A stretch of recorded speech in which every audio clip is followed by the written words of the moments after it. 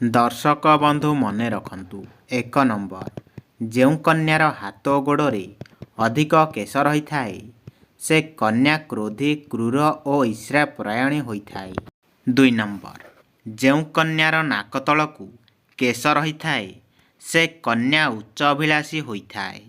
3 number, ଯେଉଁ କନ୍ୟାର ପେଟରେ ଅଧିକ କେଶ ରହିଥାଏ ସେ କନ୍ୟା କଳହପ୍ରିୟ ଓ ଚରିତ୍ରହୀନା ହୋଇଥାଏ।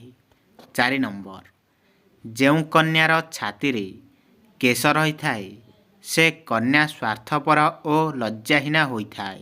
5 ନମ୍ବର, ଯେଉଁ କନ୍ୟାର ଆଇବ୍ରୋ କେଶ ପରସ୍ପର ଲଗାଲଗି ହୋଇ ରହିଥାଏ ସେ କନ୍ୟାକୁ କେବେ ବି ଧନର ଅଭାବ ହୋଇନଥାଏ।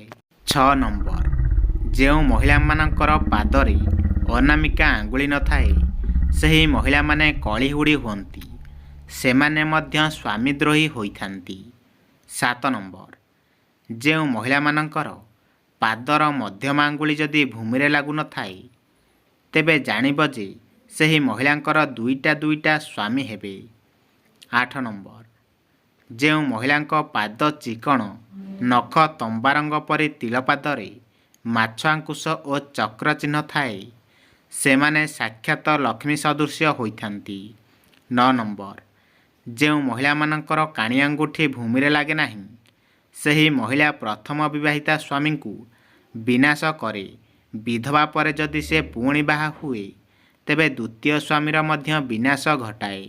10 ନମ୍ବର, ଯେଉଁ ମହିଳାଙ୍କ ଗୋଇଠି ଓ ପାଦ ଅଳ୍ପ ଉଚ୍ଚ ଥାଏ ଓ ପାଦ ତଳେ ଚକ୍ର, ମାଛ ଓ ପଦ୍ମ ଲଙ୍ଗଳ ଚିହ୍ନ ଥାଏ ସେହି ମହିଳାମାନେ ରାଜପତ୍ନୀ ହୋଇଥାନ୍ତି। 11 ନମ୍ବର, ଯେଉଁ ମହିଳାମାନଙ୍କର ମଥାରେ ଲୋମ ଏବଂ ଶିରା ଦେଖାଯାଏ ସେମାନେ ଆଜୀବନ ରୋଗିଣୀ ହୋଇଥାନ୍ତି। 12 ନମ୍ବର, ଯେଉଁ ମହିଳାମାନଙ୍କର କେଶ କୁଞ୍ଚୁକୁଞ୍ଚିଆ, କେଶଗୁଡ଼ିକ ସୂକ୍ଷ୍ମ ଓ ଅତ୍ୟନ୍ତ ଚିକଣ ସେମାନେ ସୌଭାଗ୍ୟବତୀ ହୋଇଥାନ୍ତି।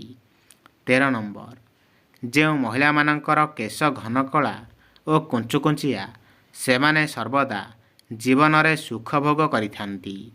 14 ନମ୍ବର, ଯେଉଁ ମହିଳାମାନଙ୍କର କେଶ ଲମ୍ବା ନ ହୋଇ ଛୋଟ ଛୋଟ ଓ ସରୁ ସୁନ୍ଦର ଦେଖାଯାଉଥିବ ସେହି ମହିଳା ରାଜକନ୍ୟା ହୋଇଥାନ୍ତି। 15 ନମ୍ବର, ଯେଉଁ ମହିଳାମାନଙ୍କର ଲମ୍ବା କେଶ ଓ ଚିକଣ ହୋଇଥାଏ ସେହି ମହିଳାମାନେ ପୁରୁଷଙ୍କ ପାଇଁ ସୌଭାଗ୍ୟବତୀ ହୋଇଥାନ୍ତି। 16 ନମ୍ବର, ଯେଉଁ ମହିଳାମାନେ ପ୍ରତ୍ୟେକ କଥାରେ ହୋ ହୋ ହୋଇ ହସନ୍ତି ସେହି ମହିଳାମାନଙ୍କର ଚରିତ୍ର ଭଲ ହୋଇନଥାଏ। 17 ନମ୍ବର, ଯେଉଁ ମହିଳାମାନେ ହସିଲା ବେଳେ ଦେଖିବେ ତାଙ୍କ ଶରୀର ଥରୁଥାଏ ସେହି ମହିଳାମାନେ ସୌଭାଗ୍ୟବତୀ ହୋଇଥାନ୍ତି। 18 ନମ୍ବର, ଯେଉଁ ମହିଳାମାନେ ହସିଲା ବେଳେ ସେମାନଙ୍କ ଦାନ୍ତ ବାହାରକୁ ଦେଖାଯାଏ ନାହିଁ ସେମାନେ ଅତି ସୁଖୀ ଅଟନ୍ତି। 19 ନମ୍ବର, ଯେଉଁ ମହିଳାମାନେ ମୁଣ୍ଡରେ ଗୋଟିଏ ସରଳ ରେଖାରେ ସିନ୍ଥି କାଟିଥାନ୍ତି ସେହି ମହିଳାମାନେ ଐଶ୍ୱଲ୍ୟକ୍ଷଣୀ ହୋଇଥାନ୍ତି। 20 ନମ୍ବର, ଯେଉଁ ମହିଳାମାନେ ହସିଲେ ଦୁଇ ଗାଲରେ ଗାତ ଭଳି ଦେଖାଯାଏ ସେହି ମହିଳାମାନେ ଲମ୍ପଟି ହୋଇଥାନ୍ତି। 21 ନମ୍ବର, ଯେଉଁ ମହିଳାମାନେ କଣେଇ କଣେଇ ଅନାଇ ମୁରୁକି ମୁରୁକି ହସୁଥାନ୍ତି ସେହି ମହିଳାମାନେ ସର୍ବଦା ଅନ୍ୟ ପୁରୁଷଙ୍କ ପ୍ରତି ଆକୃଷ୍ଟ ଥାନ୍ତି। 22 ନମ୍ବର, ଯେଉଁ ମହିଳାମାନେ ହସି ହସି କଥା କହିଲା ବେଳେ ତାଙ୍କର ଆଖି ବିଲେଇ ପରି ଦେଖାଯାଏ ସେହି ମହିଳାମାନେ ବହୁତ କାମିକା ଅଟନ୍ତି। 23 ନମ୍ବର, ଯେଉଁ ମହିଳାମାନେ ହସିଲା ବେଳେ ଦାନ୍ତର ଉପରି ଭାଗ ଦେଖାଯାଏ ସେହି ମହିଳାମାନେ ଚୋରଣୀ ପ୍ରକୃତିର ହୋଇଥାନ୍ତି। 24 ନମ୍ବର, ଯେଉଁ ମହିଳାମାନଙ୍କର ପାଦର ଗୋଇଠି ଅସମାନ ହୋଇଥାଏ ସେହି ମହିଳାମାନେ ଜୀବନରେ ଦାରିଦ୍ର୍ୟ ଓ କକ୍ଷାଘାତରେ ଦିନ କାଟୁଥାନ୍ତି। 25 ନମ୍ବର, ଯେଉଁ ମହିଳାମାନଙ୍କର ମୁଣ୍ଡ ବଡ଼ ହୋଇଥାଏ ସେହି ମହିଳାମାନେ ସ୍ୱଭାବରେ ଖଳ ପ୍ରକୃତିର ହୋଇଥାନ୍ତି। 26 ନମ୍ବର, ଯେଉଁ ମହିଳାମାନଙ୍କର ମୁହଁ ଗୋଲାକାର ହୋଇଥାଏ ସେହି ପ୍ରକାର ମହିଳାମାନେ ସୁଲକ୍ଷଣୀ ସ୍ୱଭାବର ଅଟନ୍ତି। 27 ନମ୍ବର, ଯେଉଁ ମହିଳାମାନଙ୍କର ମୁହଁ ଅତି ସରୁ ବା ଗୋଜିଆ ଦେଖାଯାଏ ସେହି ମହିଳାମାନେ ଜିଦଖୋର ପ୍ରକୃତିର ଅଟନ୍ତି। 28 ନମ୍ବର, ଘରର ଉତ୍ତର ଦିଗରେ ଲକ୍ଷ୍ମୀଙ୍କର ଫଟୋ ଏବଂ କୁବେରଙ୍କ ଫଟୋ ଲଗାଇବା ଦ୍ୱାରା ବହୁତ ଶୁଭ ହୋଇଥାଏ ଏବଂ ଘରର ଆର୍ଥିକ ସ୍ଥିତି ମଜବୁତ ହୋଇଥାଏ। 29 ନମ୍ବର, ଯଦି ଘରେ ଆର୍ଥିକ ସ୍ଥିତି ବହୁତ ଖରାପ ହୋଇଥାଏ ତେବେ ଶୁକ୍ରବାର ଦିନ ମାତା ଲକ୍ଷ୍ମୀଙ୍କ ଏବଂ କୁବେରଙ୍କ ଫଟୋ ଆଣି ଠାକୁର ଘରେ ରଖି ପୂଜା କରିବା ଦ୍ୱାରା ଆର୍ଥିକ ସ୍ଥିତି ମଜବୁତ ହେବା ସହିତ ଦରିଦ୍ରତା ଦୂର ହୋଇଥାଏ। 30 ନମ୍ବର, ଯେଉଁ ପୁରୁଷ ବିନା କାରଣରେ ସନ୍ତାନମାନଙ୍କୁ ଏବଂ ପତ୍ନୀଙ୍କୁ ହଇରାଣ କରିଥାଏ ସେ 7 ଜନ୍ମ ଯାଏଁ ନପୁଂସକ ହୋଇ ଜନ୍ମ ହୋଇଥାଏ ଏବଂ ଯେଉଁ ପୁରୁଷ ସ୍ତ୍ରୀ ସହିତ ବାରମ୍ବାର ଶାରୀରିକ ସମ୍ପର୍କ ରଖିଥାଏ ତାହାର ଓଜନ ବଳ କ୍ଷୟ ହୋଇଥାଏ।